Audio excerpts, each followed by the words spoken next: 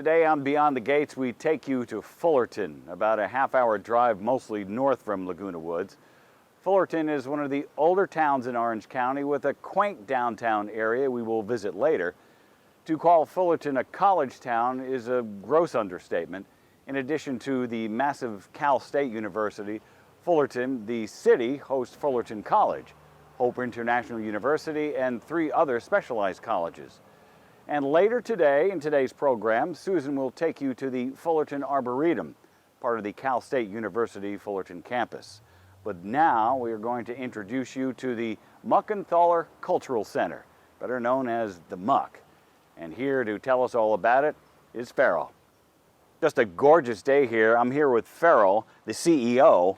The first question's got to be, who were the Muckenthalers? Oh, I happen to know the answer to that one. Good. Walter and Adela Muckenthaler built this house, this mansion you see right in back of you, in 1925. They called themselves citrus growers. They mostly grew avocados and walnuts, though. I know that's not citrus. So the houses weren't across the street at that point? No, all this land was growth. Yeah. So they built the house in 1925. They raised their one son, Harold, here. Harold had 3 daughters. He raised them here. And then in 1965, the family didn't need the house anymore, and they gave it to the city of Fullerton to be used to, what was the phrase? To enrich the human spirit through the arts. That's why it used to be called the Art and Cultural Center. Right. So it's just, I mean, there's so many things that go on here. Yeah. Which is now, if you go on the website, it's called themuck.org. Yes. Who came up with the Muck? It's just make it easier? Oh, yeah. Everybody has a hard time pronouncing Muckenthaler, spelling Muckenthaler. Themuck.org. Easy. We get a ton of traffic there. That's where you buy the tickets to the concerts or to the art gallery, to take classes, to go to our summer camps. All of that's right on the website. It's just amazing. Now, can somebody just walk in and just tour around, just look at some of the exhibits? Well, yeah. First of all, we have 9 acres of land here, and even if we weren't open, we have an incredible sculpture garden. We have about a dozen sculptures. They range in value in the millions of dollars, so you can come here 24/7, 365 and see that. But during our working hours, during the times the exhibit's open, absolutely we're open. You can come and see the art gallery. On Thursday nights, however, if you want to see a concert, you have to pay for the concert. Sure. Now, and I noticed just walking in here today that the theme was boats. Is it nautical? Well, there is a show and a specific exhibit up in the art gallery right now. There was an Italian explorer, this really wealthy Italian guy who went around the world studying shipwrecks. So this is his photography collection from those shipwrecks around the world. So that's what's up now. After, I think it's April 5th, we open a whole different exhibit. Okay. It's works by contemporary Korean American artists, and all different mediums. So we have that, and then, and you never know. Last year we had a Salvador Dali exhibit. Were you open last year during COVID? Was it kind of? We never close. Oh, good for you. We stay open. We made special accommodations where if you came to the art gallery during COVID, there was 1 person allowed in at a time. You got 15 minutes to yourself, and then we sanitized the building. We found ways to keep everything open. Even our concerts. That's cool. We didn't cancel a concert during That's COVID. cool. We moved them from our stage out to our lawn, and we did them as a drive-in style. So we were the only culture within all of Orange County, probably within the state of California. We were the only people bringing arts and culture to people, and we're really proud of that. Because we've done a lot of these shows on Beyond the Gates, and there has been so many different protocols during COVID, but you kept it open. That's really cool. That's excellent. Really proud of that.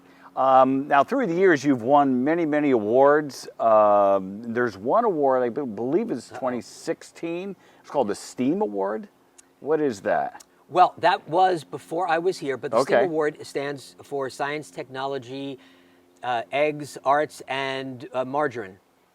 No, STEAM, the STEAM is an acronym for the things they teach in school, and the A in it stands for arts. So you either have STEM education, which is the science, technology, mathematics, or you put the A and make it STEAM and you have arts. So we were one of the pioneer organizations that put that arts programming back into schools after it had been eliminated in a lot of curricula. Is there a Muckenthaler still involved at all?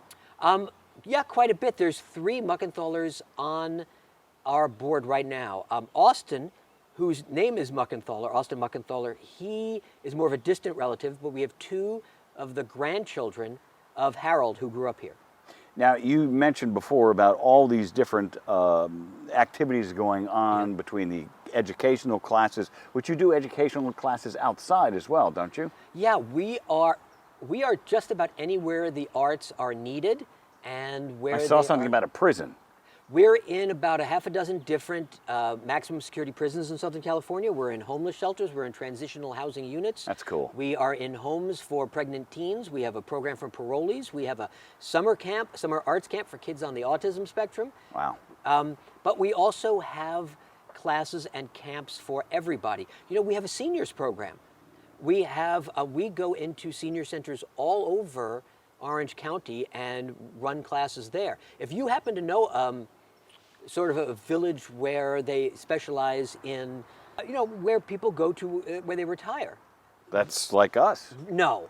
No, well, if really? you guys wanted some kind of program, either a group fair, bring a bunch of people over here to one of our concerts, or have us come and teach ceramics or watercolor painting or jewelry making, anything. We have about 30 or 40 different arts we can teach. There are many different clubs associated with Laguna Woods Village. If somebody wanted to do that, somebody wanted to get involved with that program, how would they do it? To your website? The best thing to do is go to www.themuck.org. And if you're talking about classes, there's a woman named Stephanie. And Stephanie, you can find her on the website, click through, and she can set those classes up. That'd be pretty cool. Yeah. Now, I understand also that with all the arts that are involved here at the Muck, there is a recording studio. Is it an audio recording studio? It's absolutely audio and video recording studio. Oh, it is video. Yeah, it's back behind the stage. I'm pointing that way. But, Stage is that way. Yeah, but you can't really see it until you guys do it. Right. The recording studio is fabulous. It's world class. It's state of the art. It was built by the same exact people who built my studios at SiriusXM. And you can rent it. Let's say, is it a commercial studio where you can come in and... It can be. We mostly do classes there, but Okay. if, I don't know for sure, but if you happen to be in the Rolling Stones Yeah. or in Perry Como's backup band Sure. or something, you want to come record an album, Yeah. let us Or know. even sing along with Frank Sinatra. Sure. If that's what you want, we can do it. What got you interested in the Muck? I had retired from a job in the radio industry. I had worked for SiriusXM. I was vice president there. And before that, I'd worked on Broadway, and I had retired. And somebody called me, a headhunter called me and said, "You want to do that?" I said, "I don't know." But I came down and met the people here and saw the gorgeous grounds and met the people who work here and Wow. and completely got enraptured by the This place. vision Yeah. to enrich the human spirit through the arts. Why would you not want to work with an organization that does that? Okay, this Beyond the Gates is airing in April. So what can people from Laguna Woods Village come see in April and May here at the Muck? The truth is, just about anything. In May, we start our 18th annual jazz festival. It's nothing but Grammy-winning jazz artists on our stage. It's produced by the Carson Foundation. That's Johnny Carson. Wow. And Bill Cunliffe, who is a Grammy-winning pianist himself. Our new exhibit in the art gallery is contemporary Korean artists. The sculpture garden will be open. That's the time the summer camp is open. Yeah. We'll have classes. We have brand new teachers teaching our classes. There's almost nothing you can't do artistically at the Muck in April or May. That sounds cool. And I'm sure the holidays are full of lots of these Absolutely. programs. In fact, May 1st, Yeah? Sunday, May 1st, we have our first ever Hawaiian Music Festival. Completely free. That's completely free, a whole day. Come by, folks. Yeah. Farrell, thank you very much for your time, man. I Sure. know you're quite busy here and with lots of things going on. And now let's talk to Susan at the Arboretum.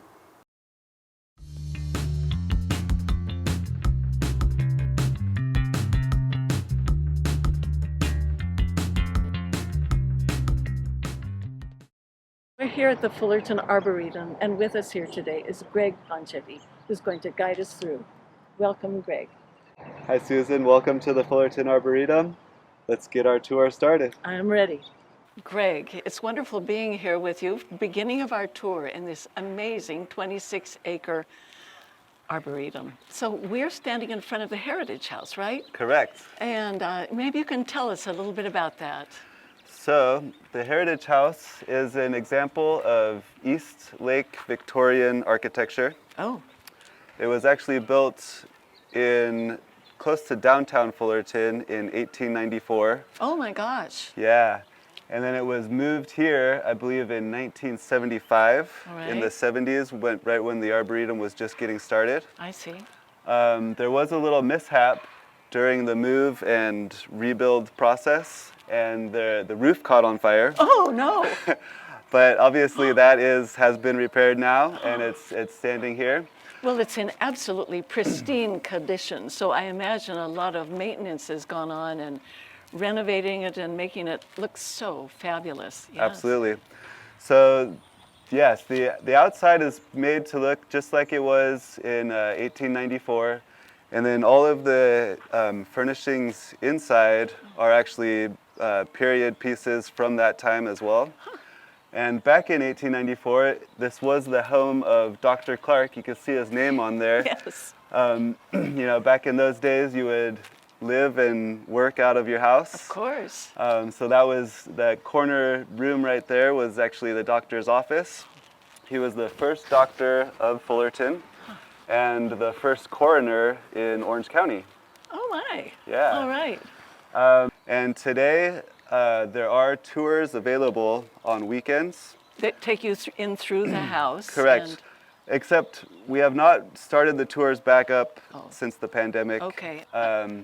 We have plans to do that, but they are docent-led tours.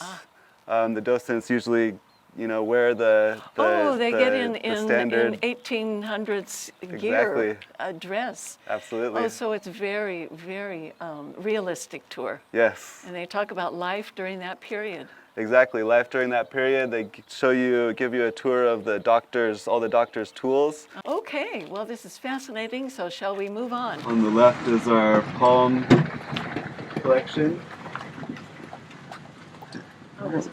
One of the best are those Chilean wine palms with those real thick trunks. Let's see. That Oh, big, yes. thick trunk over there. Oh, it's now look at how And over look at here. the patterns on the trunks. Yeah. Now here, under this majestic tree that I have to hear all about it. What is it called? How tall is it? What's the story here? So this is the ombu tree. It is a very massive tree. Yes. But the tricky part is that some people would not even call it a tree. What would they call it? A giant overgrown herb. No. Yeah. So the reason being is that this tree does not actually have true wood. So it's the limbs when they're cut and then after they dry, they're almost just like a rolled up newspaper. So there's a lot of water stored in the trunk of the tree. All right. This tree does come from the Pampas grassland region of Argentina, Oh my. where it's actually pretty dry, but when they do get rain, it's able to soak up a lot of water and store it in its trunk tissues. But that is one reason why this tree is so large and is able to grow so fast, because it's not actually creating true wood, which takes time to create. This is a stark contrast compared to where we were before. What's going on here? So this is our desert collection here at the Arboretum. And I wanted to point out this beautiful looking aloe tree here. This is called Aloe Palanzii. It's the common name, or one of the common names is quiver tree. All right. So this is a good example of a major part of the Arboretum, and that is plant conservation. There has been some of that, and there has also been What is this? I don't see much here. What's going on? So at this point, it does look like an empty field, but there are actually hundreds and thousands of little tiny seedlings here along each of these irrigation lines. And in about 2 months, probably towards the end of May, we will have a whole field full of flowers. No, that is hard to believe. Really hard to believe. Yep. So you're saying in April and May, this is going to be full of flowers. Just 2 months away. Oh, I can't wait to see it. These- Greg, this has been such a pleasure, the tour that you have given us today. And I know the people in Laguna Woods are going to Love hearing about this, and we'll come and pay you a visit soon. You are a wonderful tour guide, and we will be seeing more of you soon. Thank you again. Excellent. Yeah, if everybody just wants to come out and pay us a visit, Okay. we're here. We will be there. Thanks again. Okay, Bill, you can't beat this one, so I'm wondering what you're up to.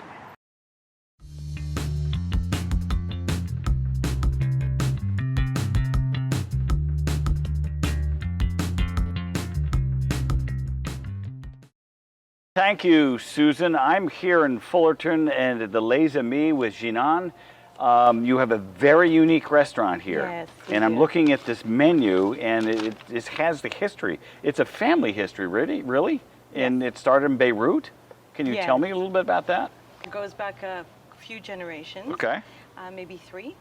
And the farthest that I know about is my grandmother and her sister. Okay. And then they opened this little shop. My grandmother was an extraordinary cook, just absolutely delicious food. And so Actually passed down through the family. yeah, so she became popular very quickly. My mother used to carry for takeout, she would carry the dishes on a little tray, or it's not little, it's actually a very large tray called a sudur. And that fits all the little tapas items that we normally have. That's how we enjoy our food, with tapas. So she would carry that over and deliver it to Wow. the neighbors. And then she would go collect that after they were done eating. So when did they come to America? We got to America in 1984. We got here in 1984. It's fairly recently. That is not very long ago. Yeah. I mean, it is a very long time ago, but not really in the But- bigger scheme of things. But you didn't open a Lebanese restaurant then. Was there a pizza No, restaurant? we didn't open a Lebanese restaurant. At the beginning, it was, we had 2 pizza restaurants. Wow. And then slowly but surely, I am the first to open an actual Lebanese restaurant in the family. Now, I mean, knowing a little bit about the restaurant industry, why did you choose Fullerton in this location? Fullerton is my hometown. Okay. I've lived here for the majority of time that I've been in America in the first place, and so I love this city very much. Our downtown area is very quaint, full of wonderful restaurants, and the environment is just very friendly and hospitable. That's the first thing I noticed when I walked into the restaurant was the friendly environment. There's people playing cards in there, Right. And just enjoying the menu. Yes. That's what the first thing I saw is it's very unique. Now, who comes up with the menu items? Is that you, or is it a team effort? So the menu items that are present, we do have a very Lebanese menu, which is traditional style, passed on to me from my grandmother to my grandmother, then to myself. Then we have a fusion menu because my husband is from Mexico. So we've married the two like we married our families. And we have a fusion menu. So we have fajitas, tacos that are both Lebanese, with a Lebanese take on them. And the rest of the items, the creations, are actually my own recipes. Okay. Now, who is this? Is that somebody that's in the family? That is a woman who is very serene. It is a drawing of words. That's words. Those are names of towns and villages from the region where we're from in Lebanon. And a tattoo artist actually drew that for me, who didn't Wow. speak any Arabic at all. Oh, I mean, that's the first thing I sat down looking at the menu. I said, that's kind of cool. Thank you. Now, can people come to, besides coming here for lunch or dinner, can they, if they have a party or something, can they come and just get it catered here? Oh, or? absolutely. We cater up to 150 people in this restaurant at any time. So the outside caters or holds about 70 to 100 if we're cozy. The inside is between 50 and 70 if we're on the cozy side. And then we have the whiskey lounge, obviously. And that area holds up to 30 people on the inside, on the interior. I noticed walking through that there's almost like 2 sections. It's Yes. like the dining room, and then over here, is this like our takeout? So we have our takeout area and our main kitchen, and this is where the caterings happen as well. How did you do during COVID? We actually, I personally received Businesswoman of the Year for 2021 Excellent. due to our response for the situation with Sure. COVID and everything. Our community is so extraordinary and fabulous. We were busier for takeout than we were I would think, for yeah. sit-down dining. on a good day. That's how the community came together. Well, I applaud you for that. I mean, it's a lot to do, especially running any type of business like that, to keep it open during COVID. Yes, yes. And then we also had a program called the Hero Program where our people were donating to us, and we were matching that donation and delivering to nurses in hospitals, nurses in assisted living places, the police department, the fire department, EMTs. Wow, so. that's great. Quickly, what are the hours that you're open? So we, from Sunday through Thursday, we're open from 11 a.m. to 9 p.m. The weekends at Les Amis, we're open until 10 p.m. Mm-hmm. And at the Whiskey Lounge, we open at 6 p.m. on Thursday, Friday, and Saturday. And do you have entertainment at times? We do have Saturday entertainment. It happens right out here, right behind you, actually. Cool. And it gets really busy, so absolute reservations are necessary. And we have a array of different types of music. We have country, we have jazz, we have bossa nova. You said you've created some of your dishes here. Yes. What's your favorite? Honestly, do you have one? I do have a favorite. I shouldn't, but I do. It's really spicy. It's our hot wings, our spicy wings. Ooh, those are absolutely like my buffalo favorite. wings? They are, well, They're not, okay, they're Well. not buffalo. You got the, they're actually baked in a curry sauce, and then they are topped with a pomegranate honey and serrano reduction. what is the most popular dish that you have here?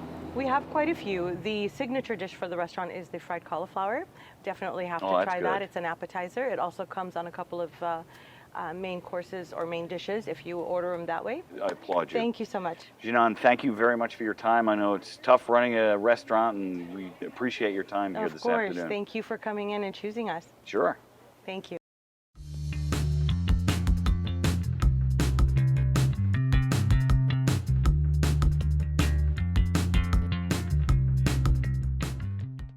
I'm here today with Jennifer McIntyre, who is going to tell us about the Mary Lou Hurd Garden Tour that's coming up April 30th and May 1st of this year.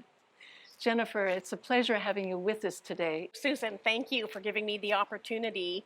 The Mary Lou Hurd Memorial Garden Tour is the first weekend in May. So this year it's going to be April 30th and May 1st, Okay, 10 a.m. to 5 p.m., rain or shine. all right. There's no ticket to buy. Oh. It's a self-guided garden tour, and donations are collected. And Right. those funds go to the Sheepfold, which is a women's shelter helping women and children in crisis. Oh my gosh, that's wonderful to know about. Now, how do we find these gardens?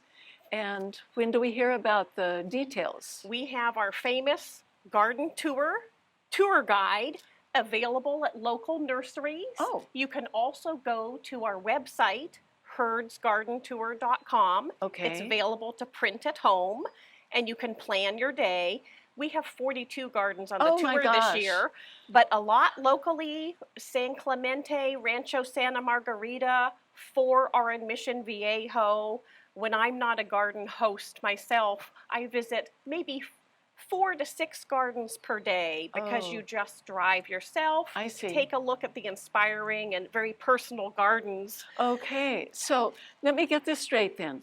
So we would go to our local nursery, well, for us, we would go to Green Thumb Nursery probably, and we would pick up one of these wonderful guides, and it would give us the details on where the gardens are. The ones closest to us would be, I would think, in Mission Viejo, and I understand there are 4 different gardens there. Or 4 Correct. different tours there. There's correct. So how the tour works, choose the gardens you want to visit. Uh-huh. Stop by. Some people linger a long time in Oh, each garden. I can imagine. Some people want to see as many as they possibly can. Of course. And it's a beautiful day to be inspired by personal gardens. They're often cottage style. Mary Lou Hurd was a local legend of a gardener who specialized in herbs and heirloom plants. So cottage gardens are our specialty, but also in see. Southern California, drought tolerant, summer dry is necessity Of too. So there's some course. It's inspiring changing. gardens that are also Right. summer dry. And this is a tour that's been going on for a number of years. Started in 1994 when Mary Lou had her nursery in Westminster. Oh, I didn't and realize that. She sadly passed in 2002. Right. But it's such a lovely, inspiring, I can't say that word enough, inspiring. No, I can understand. She was quite an inspiration as I do more reading about her. And my favorite quote of Mary Lou Hurd is, "To see a garden is to see the very heart of the Creator." And I think that is such an inspirational thought. So true. And I think that's what makes this garden tour so special, is that real gardens by real people, they open their gardens for us to come and visit. Right. And they open their hearts. It's an honor for me to be part of it. We are a 501c3 nonprofit organization. All right. And we enjoy putting this tour. Jennifer, it's been a pleasure hearing about the Mary Lou Hurd Garden Tours. I will definitely be checking it out, and I do hope that people from Laguna Woods will as well on April 30th and May 1st of this year. Thank you so much. Thank you. We look forward to sharing our beautiful gardens with you. Thank you.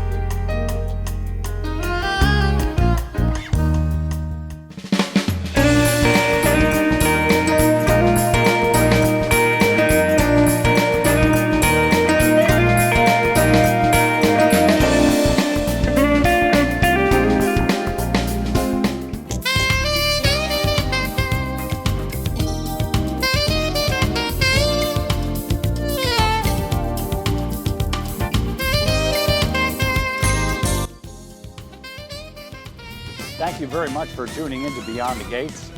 We know a lot of you like watching this program every single week, and we appreciate you tuning in. We'd also like to find out what your input is. Tell us where you'd like to see us go. Tell us where you'd like to see Beyond the Gates go. You can contact us at beyondthegates33@gmail.com. Again, thanks for watching.